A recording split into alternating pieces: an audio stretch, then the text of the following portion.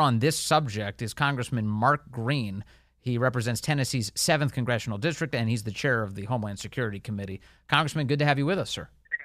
Yeah, thanks, Vince, for having me on. What do you make of Democrat mayors now speaking up on this? Well, we knew it was coming, and tragically, the Democrats in the Congress just can't seem to get it. But I will say Eric Adams' solution to the problem is only going to make the problem worse. He's got the Democrat solution, but he's looking at the consequences to his city. I get that. I'm glad to have him speak up on that. Yes. The Massachusetts governor did the same, but their solution is still more money and worker permits, and that's just going to incentivize more people to come. Yeah, Eric Adams has been saying that they're still a sanctuary city, which means that they don't cooperate with immigration and customs enforcement in deporting people who are here illegally, and especially who've committed crimes and end up in the prison system, the jail system, in New York City. How can they expect help from the federal government if they won't even help the federal government? That's a great point. In Tennessee, when I was a state senator, I passed a law that took all state economic development money from any city that said it was going to be a sanctuary city and made it illegal in Tennessee. It's ridiculous that they would sit there and think and not even work on the ICE detainers.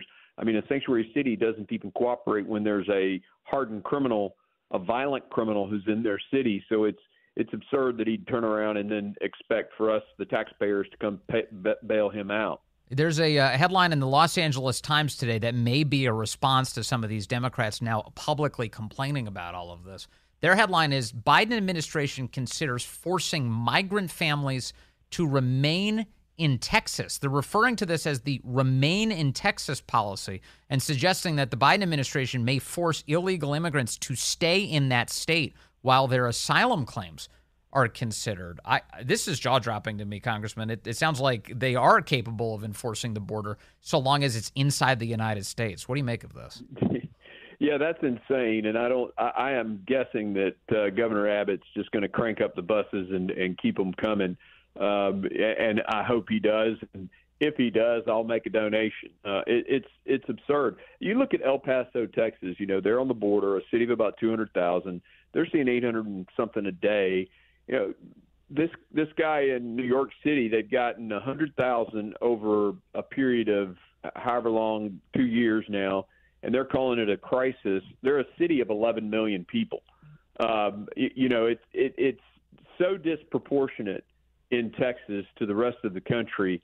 No wonder Abbott is putting buoys up on the river. Yes. Well, these are all mayors, by the way, who did say that they are sanctuary cities, Congressman, which means that they invited all of this. Why are they complaining now?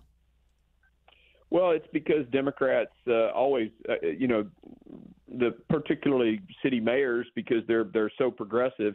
I mean, they say one thing, do another. I mean, and look, this whole party is the party that wants to release criminals into the street.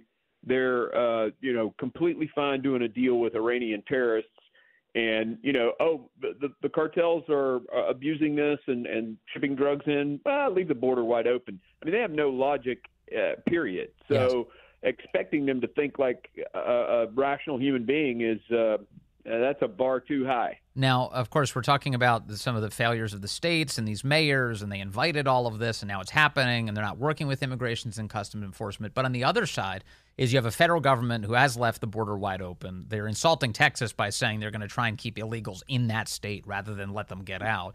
And you have a DHS secretary, Alejandro Mayorkas, who has just absolutely let this happen with no end in sight. What can be done about Alejandro Mayorkas and his tenure as the head of the Department of Homeland Security?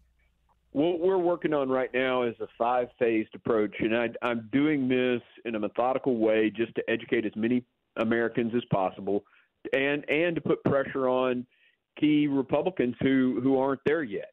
And so in terms of impeachment? Phase 3 now.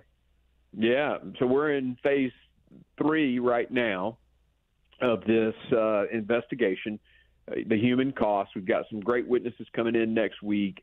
Fentanyl moms. We were even looking at some of the Border Patrol folks that have just really had to struggle with being overwhelmed down there and what it means on their families and stuff like that. We're going to look at the financial costs to the whole country in phase 4. Phase 5 will be waste, fraud, and abuse. We've got 2 reports out on phase 1 and phase 2 right now. Folks can access those. Phase 1 was the dereliction of duty phase, well over 125 pages long. The phase that we released just today, phase 2, was cartel crime, basically facilitating cartel crime in America. And we're going to compile all this. Of course, we're educating folks in the process, and then we'll make recommendations to the Judiciary Committee. But I appreciate the fact-finding efforts that you're undertaking and the information that you're sharing. That's all really important. But what troubles me is, what more evidence do these other Republicans need? We have over 100,000 people dying due to drug overdoses every year in the United States. Their cartels are making billions and billions of dollars off of all of that death and destruction. Sex trafficking continues. Illegal immigration is so overwhelming that even Democrats are saying it out loud. You see voters who are very upset about all of this. Is any more information really going to change the mind of these Republicans who are not to the impeachment point yet? Well, there are a couple of those guys, and they're on Judiciary Committee, and their interpretation of the impeachment legislation of a high crime and a misdemeanor, we have to establish, just like you would in a prosecution, that a crime was committed. Now, I don't want to show all my cards right now, but I think we're going to get there, and hopefully those guys will come around and say, okay, yeah, this is criminal activity.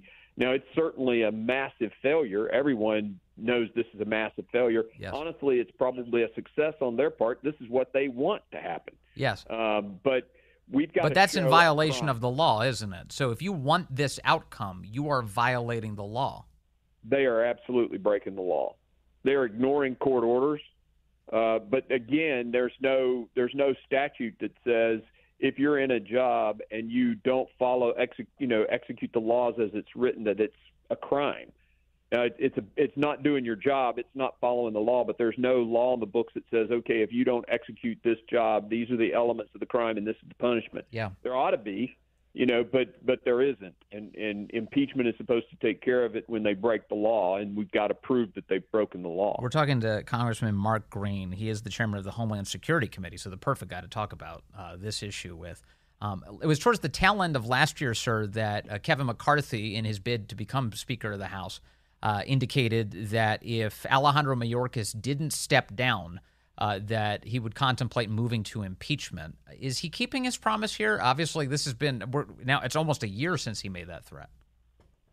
Yeah, so the first thing we did was we got in to pass the border security bill, and it took, a couple of months to get that done, and then we transitioned into this investigation stuff. For Kevin, it comes down to, do you run a vote and it not pass, or do you wait and try to convince people that are on the fence, like, McClintock and those guys over in the Judiciary Committee? There's 2 or 3 of them over there. Buck just made an announcement on CNN 2 days ago, I think it was, that he wasn't there yet. I mean, we have to convince those guys that there's been a crime committed, and we've been working on that, and that's the whole point of this investigation I'm doing, is just to lay all the evidence out and say, right, okay, here's what the guy's done.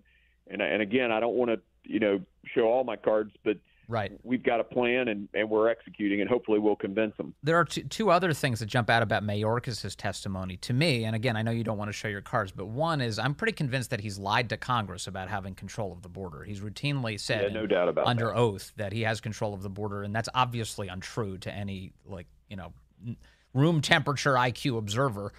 The other piece is that he lied about the Border Patrol and that horsewhipping scandal. He went up there and prejudged it. He suggested those men were whipping Haitian migrants crossing our border, and he, by that point, had already received an email that had indicated that was not the case, yet he lied to the American public. Clearly, this guy is not doing this job the way a Homeland Security Secretary is supposed to. Yeah, there's no doubt about it. And when you think about, just layer on top of that, ignoring our request for information, disregarding the laws written by Congress, those are all things that are, in a sense, a violation of your oath. Because if you take an oath to the Constitution of the United States, that means you are going to adhere to the principles of a separate but equal powers. And so when the Congress says this is the law and you're in the executive branch, if you take an oath to the Congress or to the Constitution, that means you're going to execute the laws passed by Congress, and he's completely failed to do that. Yes. And so, I mean, it's a violation of his oath on top of that. Finally, sir, and again, thank you for your time, Congressman Mark Green. The Homeland Security side of this, if I just pull the lens back a little bit, how much of a threat is it to have this border be as wide open as it is and have so many foreign nationals who we don't know pouring into this country on a daily basis? Well, there's a massive threat to our national security. You look at the Chinese nationals. Now, for 3 years prior to this, there was no statistical significance difference in the number of Chinese nationals coming in. This year alone, it's over 500% increase. And many of those are PLA. You know, we've even found folks that were former PLA members, People's Liberation Army of China. We know the mechanism that Russia used in Ukraine. They infiltrated, brought people over, set them up there. And now you've got these gate crashers on Chinese military or U.S. military installations, Chinese nationals that are gate crashing. Look, this is, if we were to go and defend Taiwan, there is no way I can be convinced there aren't saboteurs here waiting on us, and it's all because of an open southern border. This is all the blood of Americans, our national security, all in the hands of Alejandro Mayorkas, and we're doing everything we can to convince enough people to get that guy gone. Okay. All right. Well, Congressman Mark Green, thank you for the information and thank you for the effort to get them over the finish line, because I think it seems pretty important for the country. Really appreciate your time today, sir.